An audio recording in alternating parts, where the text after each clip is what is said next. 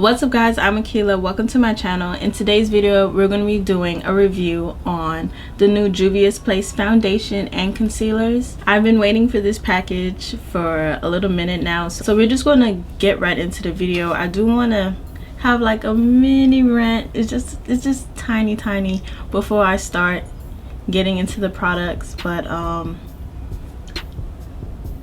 ordered the products like the day of the release. And when I ordered it, it wasn't many ways to find out what your foundation shade was besides probably going on Juvia's Place and reading the descriptions they had for each foundation shade, and then a few swatches by other influencers like Trend Mood and Coco swatches. Like, those are the only people that I was able to see like actual legit hand swatches. The person who runs Trend Mood is not a black woman, so seeing those shades on her arm did nothing for me. And Coco swatches, she's way more chocolate than I am, so that didn't help me at all either. And then when I did see other influencers put up their like Instagram tutorial videos, it wasn't any girls that was my complexion. Everybody was more chocolate, so I couldn't really get a gauge of like where I needed to go. On Coco swatches, she released like a list. I'll put the list probably on the side or down below. She put up a list of like foundation shade references, and she kind of started from the shade I pick as the lightest on up to the darkest shade. So when I seen that shade was like they said a perfect match for Fenty 385, which is a shade that I tried before and I thought it looked really good on me, so I decided to go ahead and pick that shade. So I picked that shade, and I also picked like a concealer, and I also picked up like a concealer that wasn't for brightening. Like, the number system is a lot different than what's already on the market. Like, usually the darkest shade would be the highest number and the lightest shade would be the lowest number, but with Juvia's Place it's the other way around. I ordered a concealer shade that I thought was going to be lighter but turned out to be darker. I think it might be like my perfect skin tone actually. I went ahead and ordered another concealer because the concealers are only like $12 or $13, so I ordered another concealer. That's fine. I don't mind having multiple shades of concealer. It's the foundation that I have a problem with. Okay, a few days after I ordered the foundation, Juvia's Place decided to put out a foundation finder thing. So like, I mean, that would have been helpful the day of your release, but yeah, so they put out the foundation finder on their website. So I went on the website and I used the foundation finder, and they suggested me a completely different shade that was like in a completely different kingdom than the shade that I picked. Okay, yeah, so there's 1, 2, 3, 4, 5, 6, 7. There's 7 kingdoms, and a shade that was in the Nubian Kingdom Dark, and the shade they suggested me was Medium Kingdom Tan. And I originally thought I was going to be that shade, but I did not want to end up with a pale foundation, so I'd rather have a dark foundation than a pale one because I could work with that. But I contacted customer service after I saw that I probably picked the wrong shade to see if there was any way that, you know, I could exchange it, because I know I wanted to do the review, so I just wanted to be proactive in that situation just in case the shade wasn't for me. So I wanted to see what they would say. So I told them that I think I picked the wrong shade. My order's already been dispatched. Is there any way that I can exchange it? And pretty much the answer is no. When I went on the website when I purchased, there's no policy on their complexion products on the website. Maybe there is now, but when I checked it was only for eyeshadows, and I find that kind of weird to me, because a palette is one thing to say that you don't do refunds or exchanges, because palette's supposed to be universal. One palette fits all, but a foundation shade is way more personal. Like, if you're selling foundation online, I would think that you would provide more options to like help people find their shades. And if you're not going to do that, do like, I think it's Minted Cosmetics, where they if you buy a foundation, they also give you like mini samples of all the other foundations in that category, and if it's the wrong shade, you could exchange it.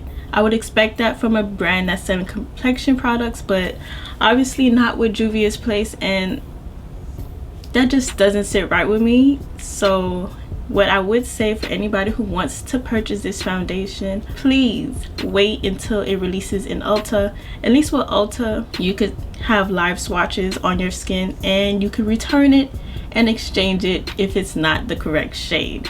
So I just wanted to get that off my chest and I wanted to give you guys the scoop, because I know sometimes when you see reviews from like people who get PR or sponsored videos, they don't really get the consumer's view of like what goes on when you order from these companies. So I just wanted to let you guys know. With that being said, if you watch this whole thing, let's go ahead and jump into the review.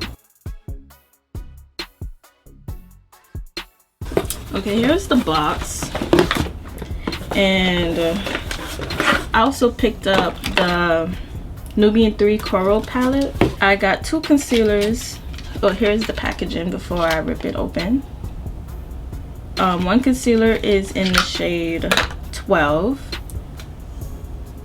Like, it's so big. Let me see if I could compare it to something. Let's compare it to Fenty. And I think Fenty is a little bit bigger than the typical concealer bottle. Yeah, here's ColourPop, and ColourPop is 0.14 fluid ounce. So here's that in comparison. Okay, and the other concealer that I got is in the shade 15. This is the shade that I'll be using to highlight under my eyes. And here they are in comparison. I feel like 12, which is the darkest shade, would be like really close to my complexion. I'm gonna swatch it for you guys. Yeah, the lightest one is 15 and the darker one is 12. Okay, with the concealer out the way, here is the box for the foundation. I like the coral theme that they have going, and here is what the container looks like. I have the foundation in the shade Kamapala, if that's how you say it, and this foundation is full coverage. The directions on the back says apply product with a wet beauty sponge or synthetic makeup brush with a sweeping and buffing motion all over the face, and it's a velvety matte foundation. Since it says that it's a velvety matte foundation, I'm going to use this Laura Mercier primer, and it's kind of hydrating. As you guys can see, I do have a lot of like spots from acne, so I'm gonna be really surprised to see how this looks because I don't wear full coverage foundation. Okay, this is what it looks like. It's more like a gel consistency, is not liquidy. The shade doesn't look too bad. They released the foundation with a synthetic brush, so I'm going to use a brush to apply it and go in with a sponge if I need to. I also did see in other people's reviews that a little goes a long way, so I probably don't even need this much. So here's how much I have on the brush, and let's start down here.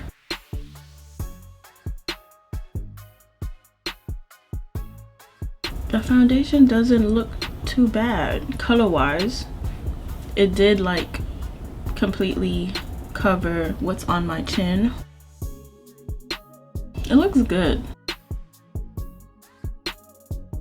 The foundation doesn't have a scent. Like on camera it doesn't look bad at all, but in person like I could definitely see a difference between my chest and my head. Okay, yeah, so I had a little bit of foundation left on my hand. I don't think it's too bad of a match, but it's definitely darker than I am.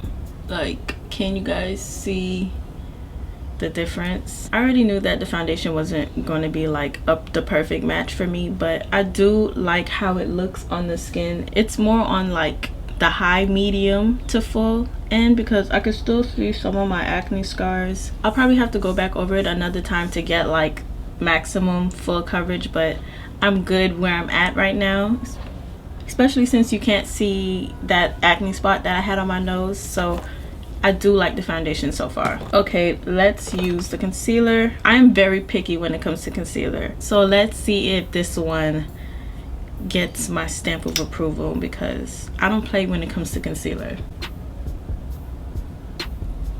This is a little lighter than I'm accustomed to. Let's see what the other shade looks like. I could use both of these actually. It has one of those fat doe foot applicators that a lot of brands are using now, and I really like that. And I'm gonna go in with the lighter one, just like right here. And I will be blending this out with a sponge.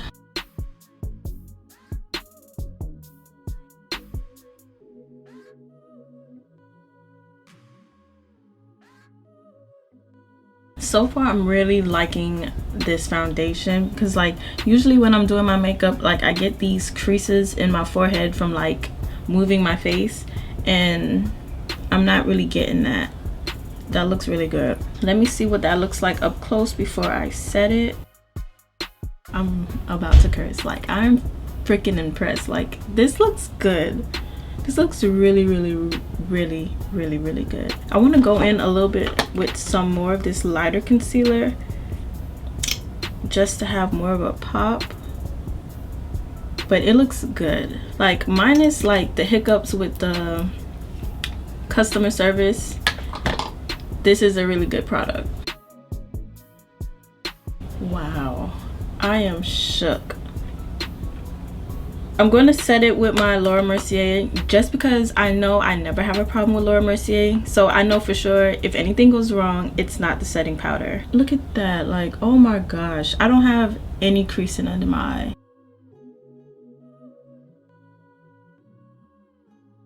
And to set the foundation, I'm going to use the Sephora Micro Smooth.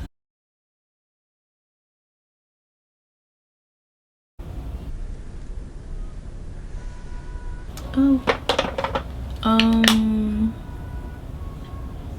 like that's okay. When I was trying to sweep the powder off, like the spot that I had underneath the concealer came right back. I'm gonna try that again and set it better. Maybe that's my fault. I'm gonna let that set for a little bit while I do the rest of my makeup, and I'll be right back. Okay guys, I am back, and this is my final look.